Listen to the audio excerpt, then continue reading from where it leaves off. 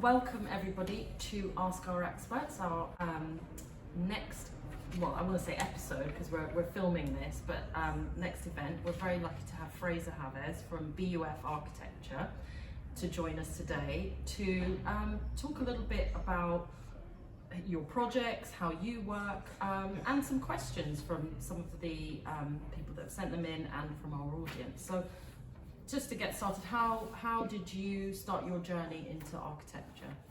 Wow. Well, I feel like I'm going to go back to my childhood. So I used to sing in a church, and I spent a long time in the cathedral. Kind of got interested in buildings and that kind of stuff, but also alongside that, I've always been interested in actually building and making things, out in the garage with my grandparents and stuff. So then when you're trying to choose your future, for me it was between kind of engineering and architecture had that creativity. So I started the long journey of qualifying in architecture. It's 3 degrees. I was up in Edinburgh for my first and then down in London for the last 2. So finally qualified. I've been at BUF for a couple of years now. I'm a senior architect there. We're a small but quite young firm.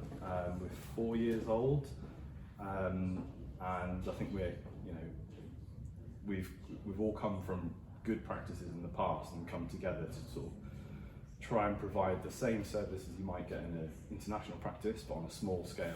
So yeah, I think that kind of leads me on to the next question. Is I suppose practices have.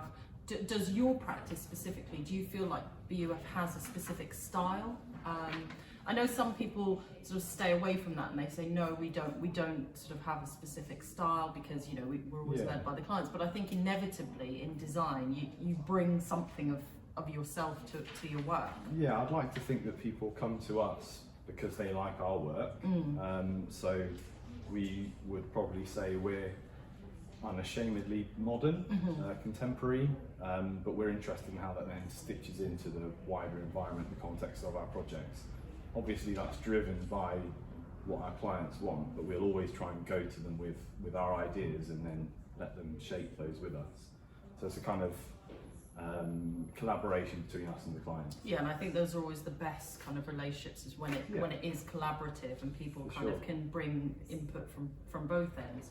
So one of the other questions that I think is quite interesting talking about architecture today, especially, is sustainability and how easily that can now be achieved or not. Do you find that clients are pushing for more sustainable elements in their build, or is that a factor in their discussions with you? Yeah, absolutely. So it's sort of part of the early briefing stage. We'll try and sound out what people's driving factors are behind their brief. I think sustainability is, it's inherently enveloped in the regulations that we're supposed to be achieving a certain level, but I guess when we talk about sustainability, we mean exceeding that, passive house or BREEAM or ENFIT, all those kinds of things. So we're finding more people coming to us and asking us to do that for them. And there are lots of ways to do it. We're doing a listed townhouse nearby, that's going for ENFIT, which is the kind of passive house for old buildings, if you like, when it's not possible to get the full accreditation. Yeah. And it's simple stuff like more insulation, better double glazing, trying to sort of save energy on light fittings and bits and pieces like that. You can then upgrade that to the next level and look at sort of taking energy from the air, taking heat from the air, or reversing that to cool the air in the house with air source heat pumps and MVHR and ventilation systems like that. So there's a kind of a real scale. I think most people should be able to just put extra insulation in the house. Yeah. As a kind of starting point of it. Yeah. I think that also is interesting is that you're talking about a listed building. Now this is often something that we come across here at Frazer when we are working on projects, and we've done one recently again quite nearby, that when a building is listed, there is so many more layers of things that you need to take into consideration. Do you find as a practice that's something that you kind of have to steer your clients through that process. Yeah, I think a lot of people that come to us for the listed building aren't fully aware of what responsibilities they have.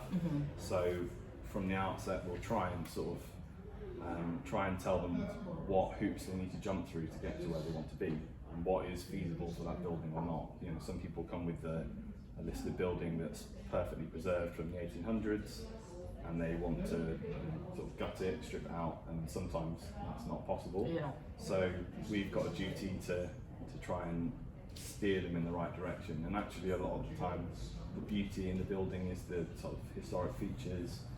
You know, Yeah, absolutely. And what would be your advice to people? Say they're on the cusp of either purchasing or renovating a listed building. What would be the sort of things that you'd want them to think about at that point?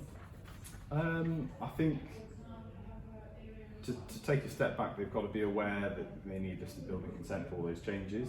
So I think it's about sort of telling a story to the people, the arbiters of that, which is the planning authority or the conservation officers, that they're doing something positive. It's got to be about benefit to that building and to the kind of heritage asset, as they call it. Generally, it's good to get a heritage survey or heritage assessment on, you know, it looks into the value of that building. Yeah.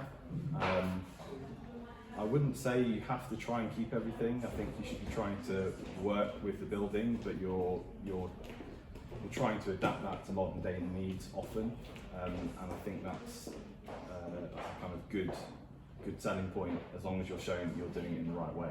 Yeah. So we're on the more contemporary end. We're not preservationists. Yes. We like to see buildings being taken from one sort of period into the next. So yeah, you can create something really beautiful. Like the townhouse that we are working on, it's actually going to become a kind of contemporary gallery with a very modern interior. We've had the advantage that house was previously mistreated, Yeah. if you like, and that's given us a bit more freedom. If you're looking at things like extending a listed building, they often like the extensions to be contemporary and contrasting to the old building, so all those changes are identifiable. But it is such a case-by-case thing. And I think that's where it's important to build that relationship with your architect early on, that you are discussing these things and using your experience and knowledge of how to best facilitate that in a successful way. Because I think, you know, like we were discussing previously, the beginning, you know, when you start a project to how it actually ends up, there's a level of progression, isn't there, throughout that, and things happen that you maybe bumps in the road that maybe you have to rethink. Bumps in the road is a good way of putting it. I mean, it can be a pretty tough process. I don't think you can expect to walk through a building project, particularly as a homeowner, not doing it as your kind of profession. It's quite a scary thing. There are lots of words that you might not have heard before, lots of kind of regulations and things that you need to comply with. So having someone there to guide you through that process is really important, and to, you know, I suppose looking at who that might be, it's got to be someone that you're going to work well with for, you know, possibly 2, 3, 4 years. So, you know, it's really important relationships between you and your consultants and those consultants and other people.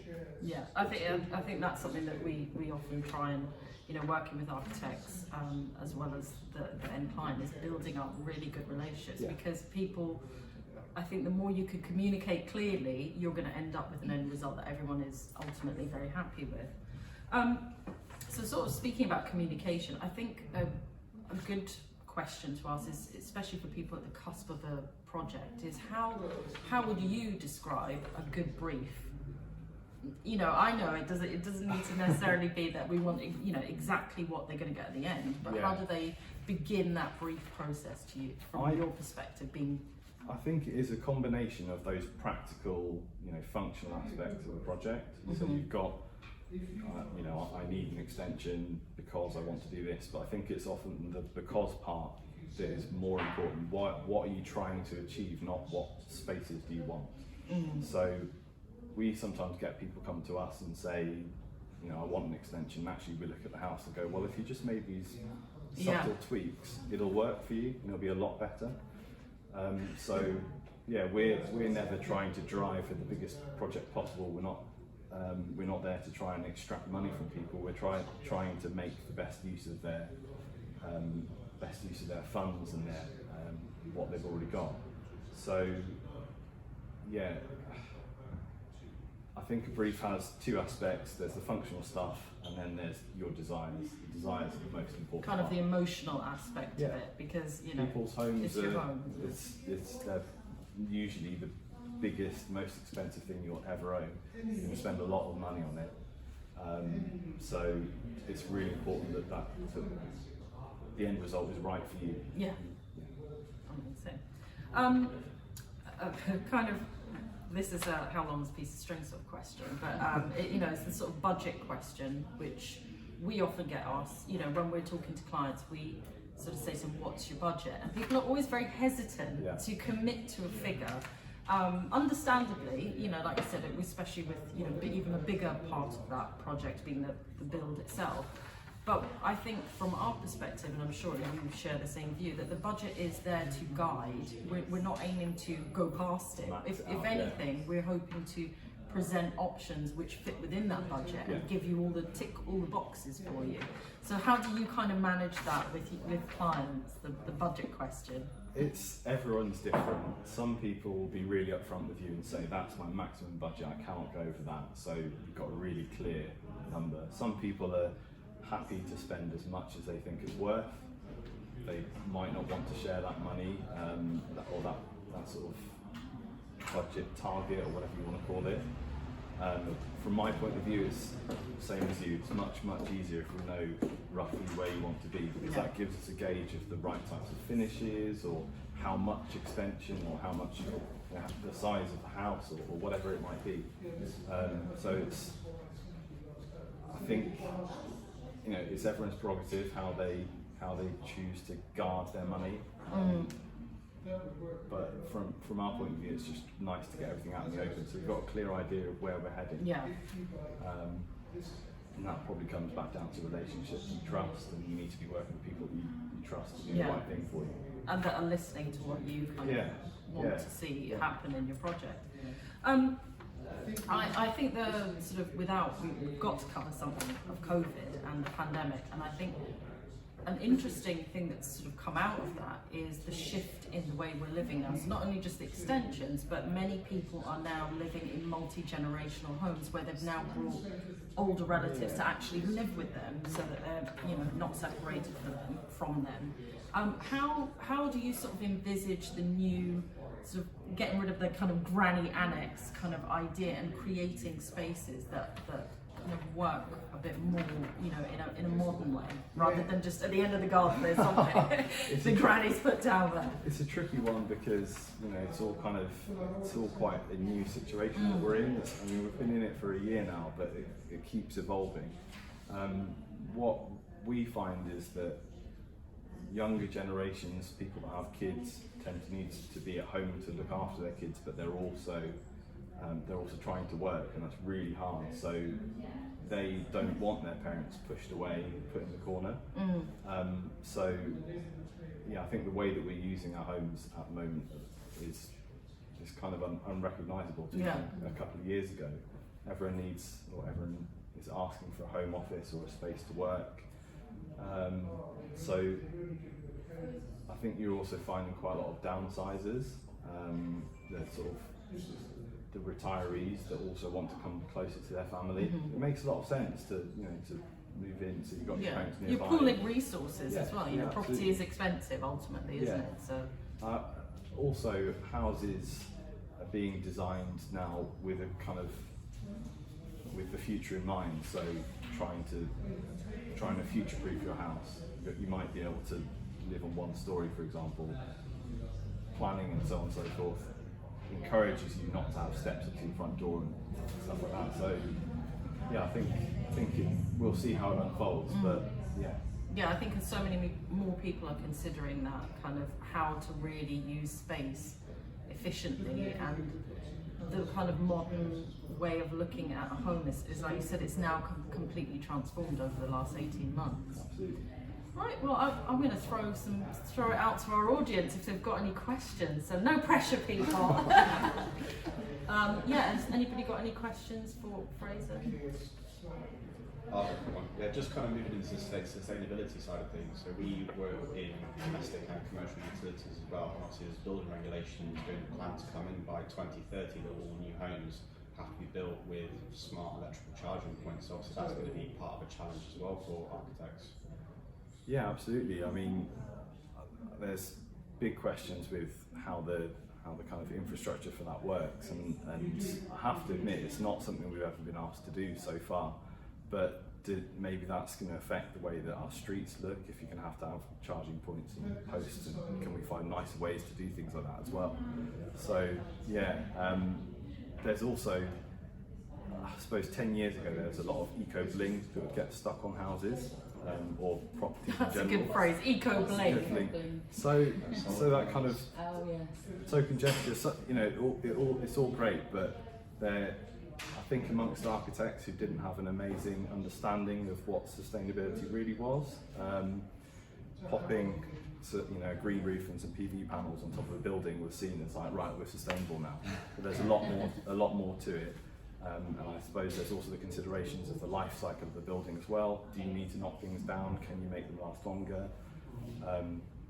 Yeah, the utility side is something that we're always keen to explore. We kind of like to learn. It's one of the things about architecture that whatever you do, you always need to learn something. If you're going to design a hospital, or even if you're designing at different people's houses, you learn how they live in them. So yeah, we're always being kept on our toes with that kind of stuff.